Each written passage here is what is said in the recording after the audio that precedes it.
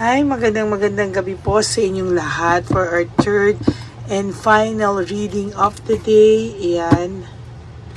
Alamin po natin kung ano po ang ating third and final reading of the day today. So, I hope napanood nyo na po ang first and second reading of the day.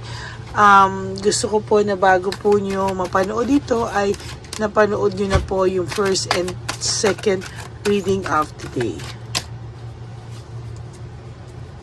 Yan. Yan. Pili po tayo ng 10. Okay. 1, 2, 3. Teka po. 3. Saglit lang po 3, 4, 5, 6, 7,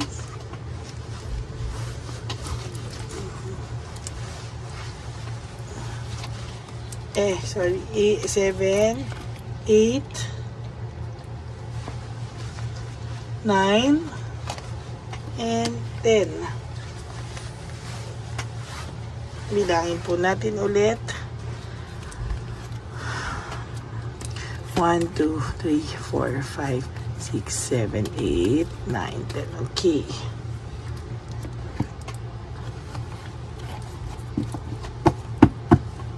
Yan.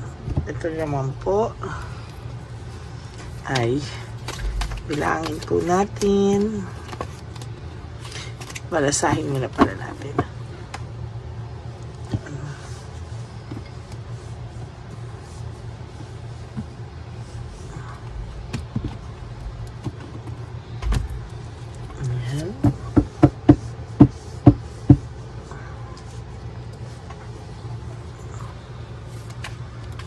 Balasahin po muna natin.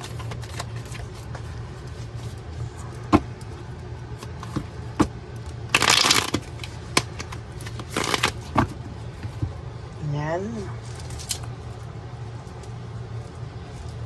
Pinaramdam ko po yung mga baraha ngayon.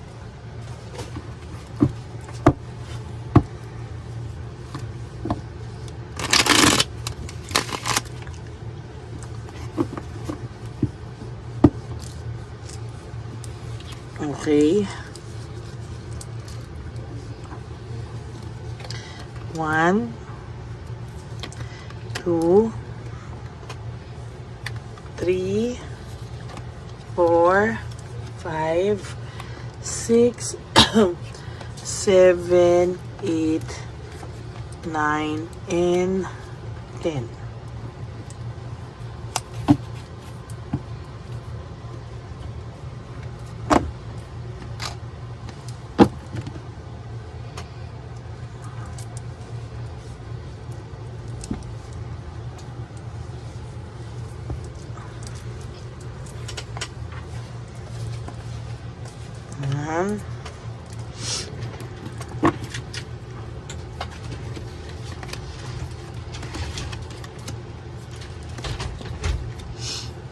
Huwag niyo po skip to kasi dito po tayo kumukuha ng energy. Yan. Ng connection natin pareho. Okay, so start na po tayo. Okay, sa nakikita ko po ay sunod-sunod po talaga yung mga hindi magandang nangyayari sa kanya ngayon. As a matter of fact, ayaw niya lang pong aminin na sunod-sunod po ang mga malas niya ngayon. No? Ayaw niya po talagang ipakita. Ayaw niya pong aminin or ayaw niya talagang aminin sa'yo na hindi po siya masaya. Ayun, no, panay punishment ang nangyayari sa kanya, panay kaparusahan ang kanyang nararamdaman. Ano? Feeling niya po pinaparusahan siya ng tadhana. No? Pakiramdam niya ay pinaparusahan siya ng tadhana.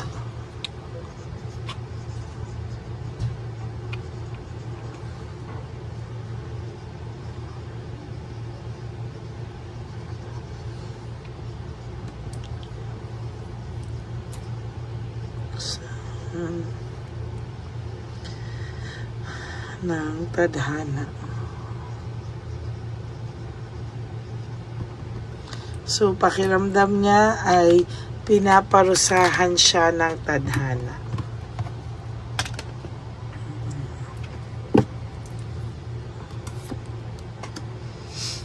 So, meron ako nakikita dito na disorganized siya, very overwhelmed siya sa mga bagay-bagay. Ang pakiramdam niya ay hindi siya, yung buhay niya po ay hindi tumatakbo na naaayon sa mga plano niya. Very disorganized siya, nawalan po siya ng balanse, na overwhelmed po siya sa mga nangyayari sa kanya. Kaya ayan, to be honest with you, talaga pong yung balanse niya ay nawala sa lahat ng aspeto. Nakakaramdam po siya ng coldness and stubbornness, no? May pagkamatigas po talaga ang ulo nitong person nyo o nitong taong na to. Kaya sa totoo lang po ay mabigat din ang balik sa kanya ng universe, ano? Kung inaakala niya po na parang kahit magmatigas siya sa universe ay walang dating, walang hindi po, no, binabalikan po siya talaga ng tadhana. At ngayon po ay talagang nararamdaman niya na po yung ganti ng tadhana, to be honest. Yung ganti po ng tadhana sa kanya ay nararamdaman niya po, no? Sa totoo lang po.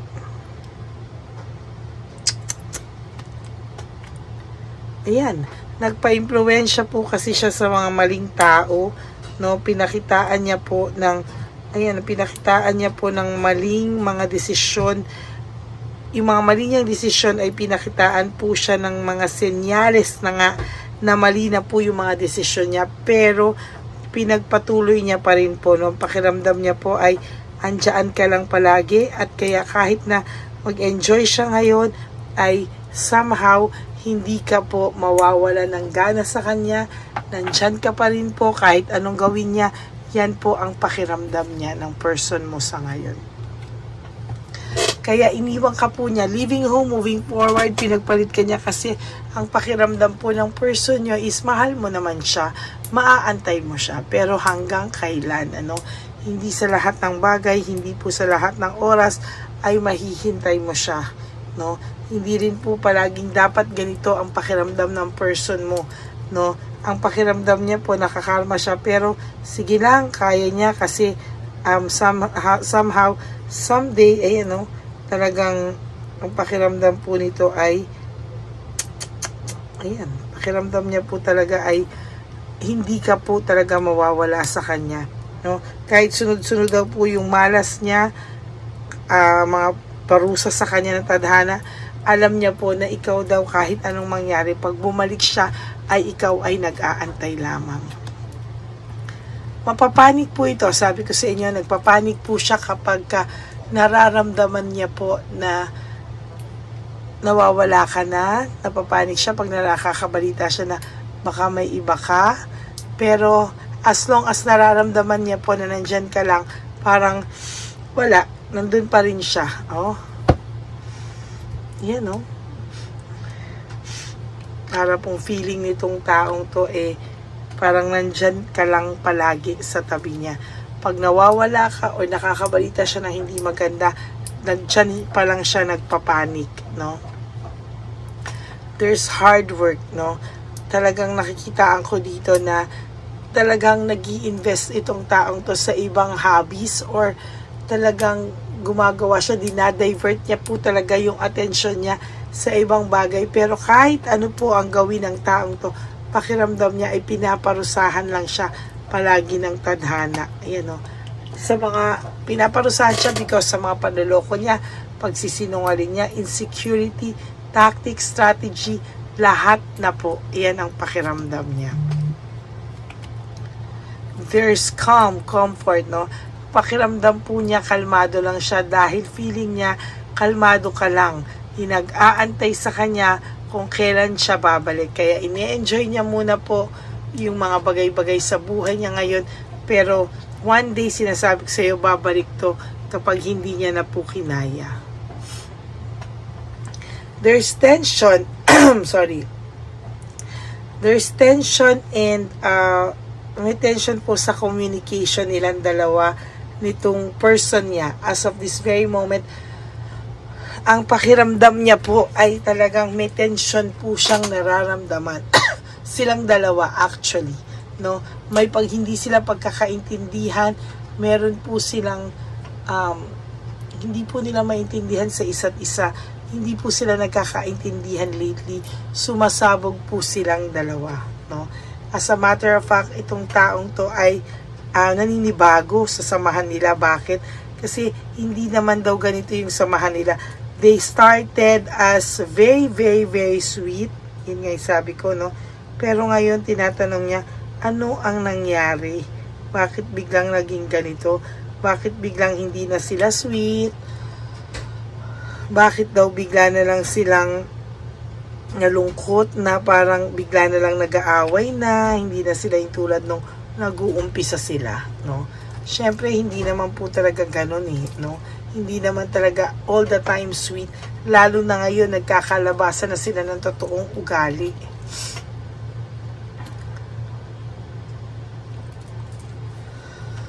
Isa sa kanila po ay nagte-take advantage, no? Isa sa kanila ay pakiramdam ko ay talagang nagte-take advantage. Pakiramdam ko po dito sa person nyo ay it's either siya or yung babae or yung karelasyon, kahit babae lalaki yung person nyo, kung sino man yung karelasyon nila, parang feeling nila nagte-take advantage sila sa isa't isa, no? May isang taong nagte-take advantage dito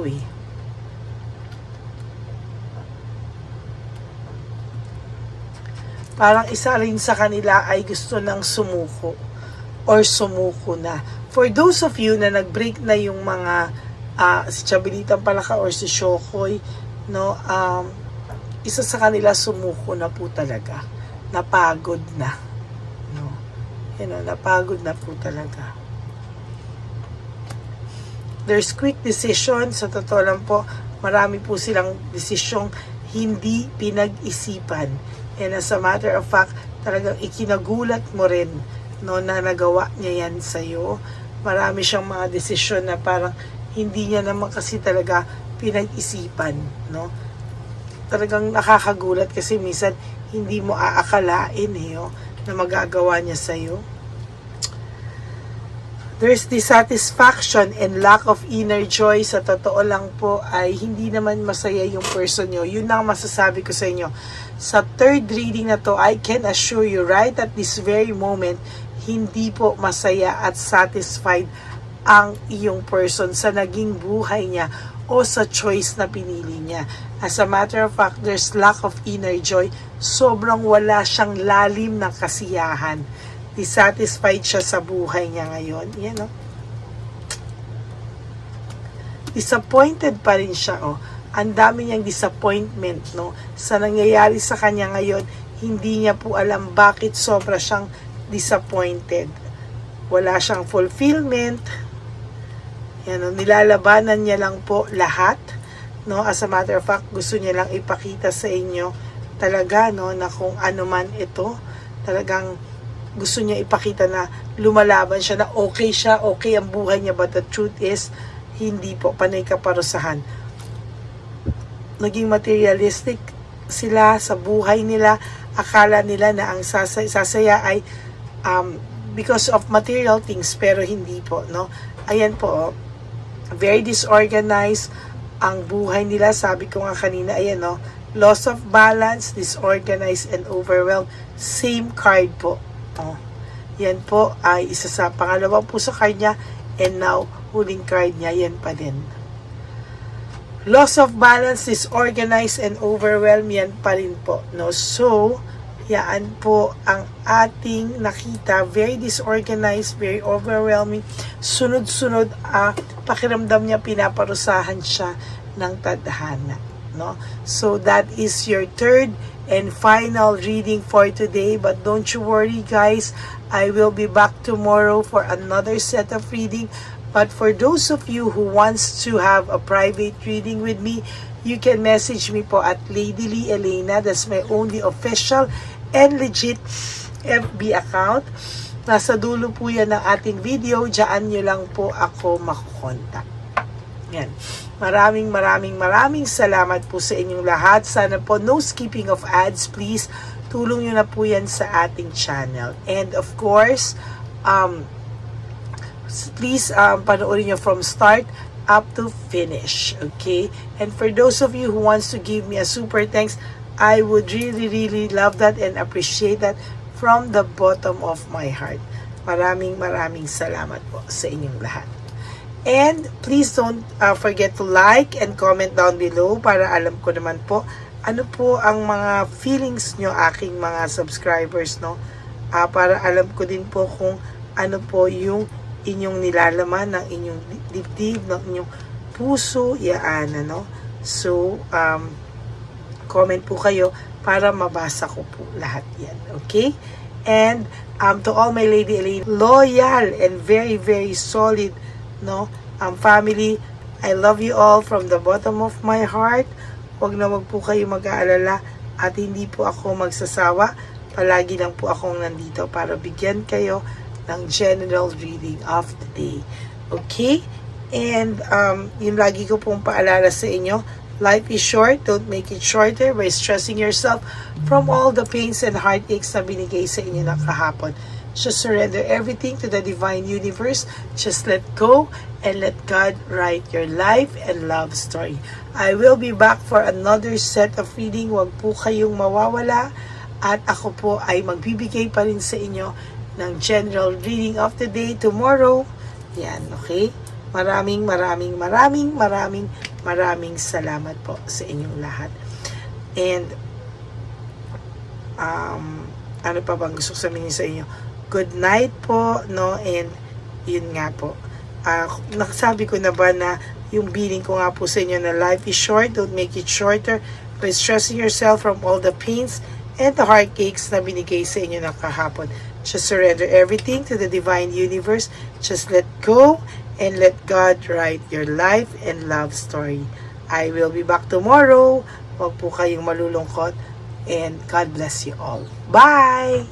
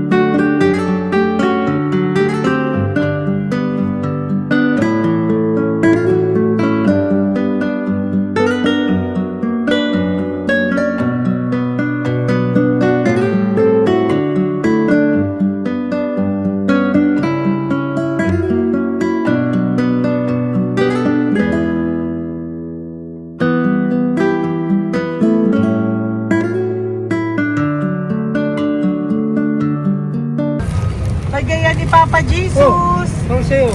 Ito pa no. Wait. Pera. Wala na, that's it? Ito po pera. Ito pa pera, oh. Bigay yan ni Papa Jesus. Kain mo yan, ha? Jesus yan. Bigay. Wala ka ng pera dyan, ha? Okay lang kami, okay lang kami. Para sa iyo yan, para sa iyo. Yan ang isip niya. Pagkain mo yan, ha? Saan ka pa? Bye-bye. Yung pagkain mo kunin. Nga po ito. Bakit? Lagay mo lang po dito. Pati po. Taga po, may bibigay lang po kami sa'yo. Bigay po ni Papa Jesus. Yan, para po sa'yo yan. Ingat po.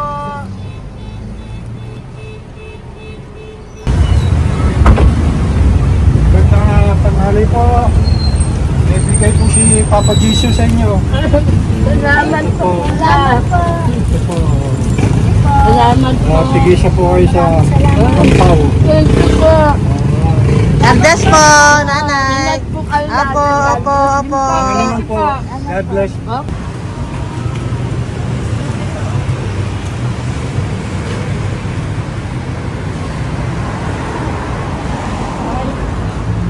Bigay po ni Papa Jesus sa inyo.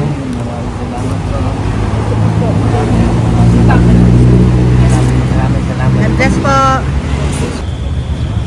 Kuya, pangkain mo po yan, ha? Kain ka ba nandyan? Po, hindi po. Dito po, nanatimbahan po. Ah! Sa Music Ministry. Doon ka nakapwesto. Opo. Sige po, bye po. God bless po. Ingat.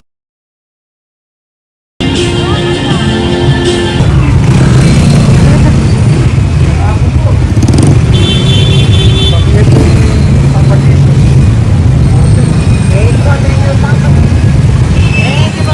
Thank you po, bye po. Meron pa eh.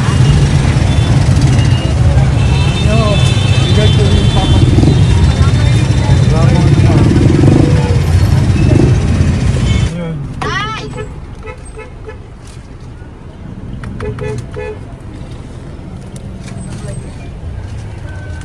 Yun. Tay, para sa iyo po, bigay po ni Papa Jesus. Papa Jesus, eh. Tay, bye-bye. God bless po, God bless.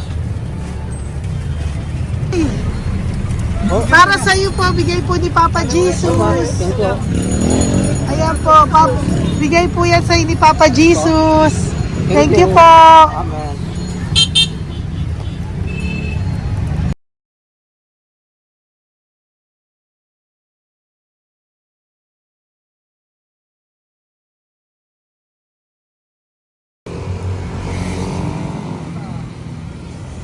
Bigay ni Papa Jesus. Tayo sa pagkain ato po, ah. Madami mong aso, kuya. Alaga mo lahat yan. O, sa 8. Hindi, sa isya na sa iba. Kalagala. Ay, talaga? Salamat po. Kalagala po. Paano pagkain yan, kuya? Saan mo kinukuha? Sa tambay ko. Lahat. Ang dami. Ang dami niya pong aso. Po. Oy, ang daming aso ni kuya. Sa 8. May nagbibigay sa inyong pagkain. Nakakalakal ako. Okay po. Tapos, Kaya mo kuya, pag nadaan ako, bibigyan kita ng dog food dito, ha? oo. Dito ka lang ba lagi? Dito ako lang tutulog. Okay po, sige. Okay po. Marami din akong aso sa bahay, eh. Salamat po. Okay po. Isa. Kuya, pangkain mo yan, kuya.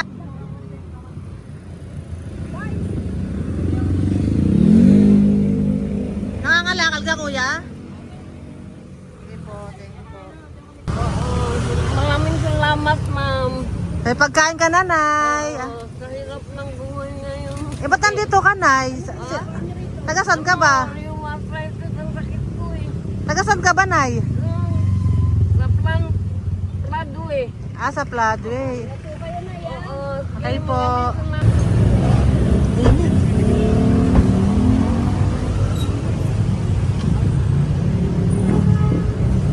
Nay!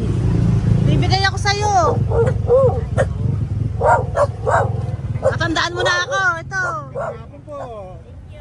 Si tatay. Si tatay. Thank you, Nay. Bye po.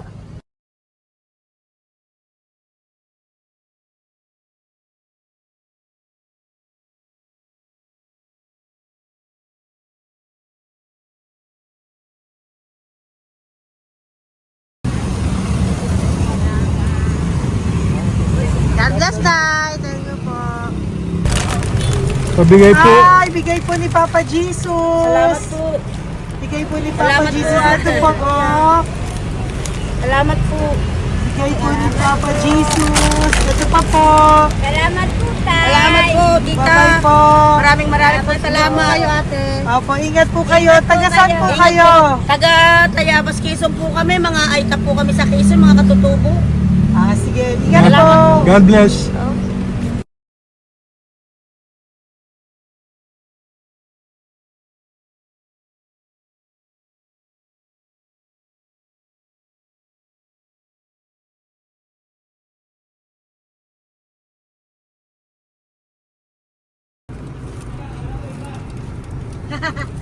Tay, Tinatawag niya eh. bigay po ni Papa Jesus. Thank you po.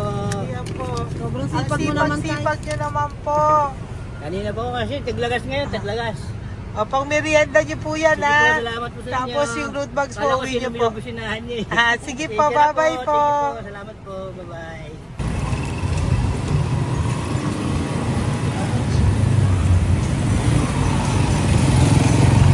Brother! Basta, mabigay ni Papa Jesus. Para sa'yo. Ang kaya mo yan, ba't hindi ka makatayo? Na ano ka? Okay. Sige, bye-bye. Hello po. Tama. Para sa inyo po, bigay ni Papa Jesus. Thank you very much. Sige po, bye-bye po. God bless you. Tay, magandang hapon po. Bigay po ni Papa Jesus. Ito pa po, Tay. Para sa inyo po. Bye-bye po.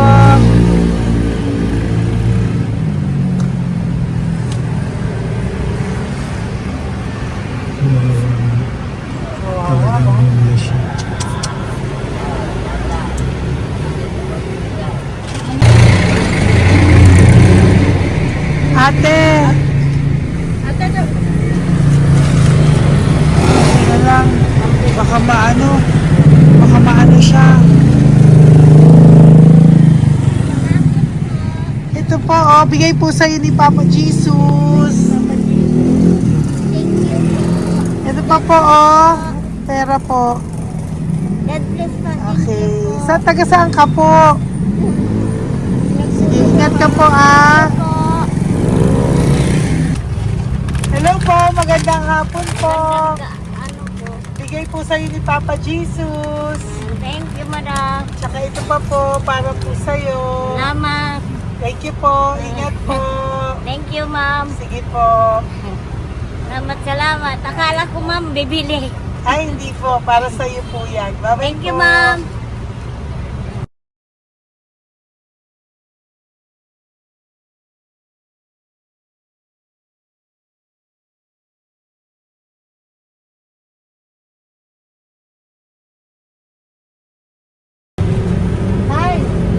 Hirap na hirap. Bibigay po ako ng goso. Hirap na hirap Dito siya. po tayo, dito sa kabila. Hindi mo siya lice pa yan. Kawawa naman. Tay, magandang araw po. Oh, Lord. Bigay po ni Papa Jesus. Ito po, ano yung dagdag po. Dagdag po. Bigay po ni Papa Jesus. Thank you po. Thank you po, Kawawa naman. Diyos ko, hindi na siya makaano po.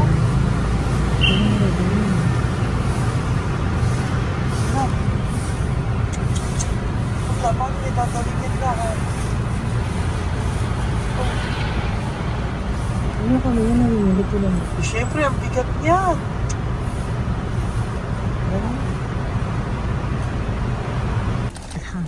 Kaya, bigay sa'yo ni Papa Jesus. Thank you po, ma'am. Ayun yung palinis po, ma'am. Hindi na po, okay na Thank you po. po. Ito po. Thank you ma'am. po. Thank you, sir.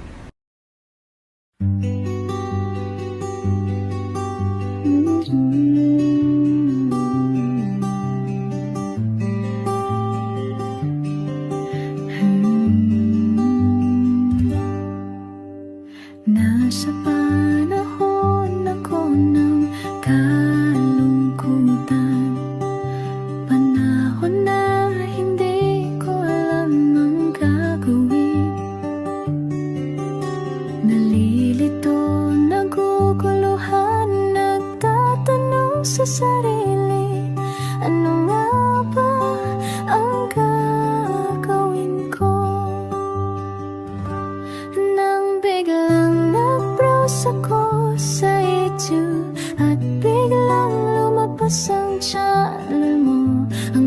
mensahe na noon ay nilabas mo. Angkop sa nadarama ko. Unang beses lang dumaan ang channel mo sa browser ko. Hindi ako nagdalawang isip na hanapin ang Facebook account mo at mag-message sa'yo. Agad ka naman sumagot sa mensahe ko. Hindi ko alam ang damdamin noon, dahil parang may sumungaw sa aking pag-asa. Nang kaliwanagan sa dilim ng gabi, dumating ka, ikaw ang sagot sa panalangin. Salamat dumating ka at nakilala kita, Madam Elena. Nabago mo ang pananaw ko. Noon ay malabo, ngunit ngayon ay may linaw na tinatahak. Salamat sa Diyos, ikaw isang anghel